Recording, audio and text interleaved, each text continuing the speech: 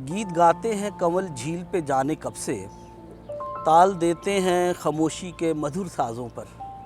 कब से इस झील के पानी पे कंवल तैरते हैं, इन किनारों पे लरसता है ये पानी कब से।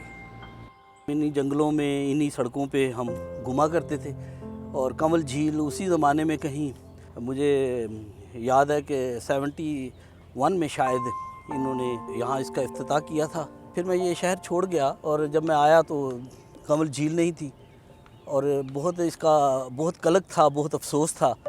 मेरा ख़्याल है यहाँ पर कोई कंस्ट्रक्शन हुई थी इसके आसपास के किसी एरिया में, तो उसके लिए यहाँ पर बहुत ज़्यादा आमदोरफ़्त थी और उसी में ये नज़रअंदाज हो गई झील और फिर उसके बाद ये बंद कर दी गई। तो CDA ने जब ये इफ्तिताह किया इसका, हमें तो इसकी बड़ी खुशी थी।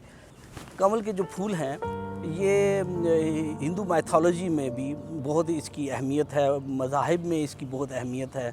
कोई ज़िंदगी की अलामत समझता है, कोई इसे रोमांस की अलामत समझता है, कोई इसे पैदावार की अलामत समझता है। तो कंवल का फूल जो है उसके अंदर बहुत डायमेंशंस हैं, जमालियाती सतह पर भी, रूहानी सतह पर भी, मजहबी सतह पर भी।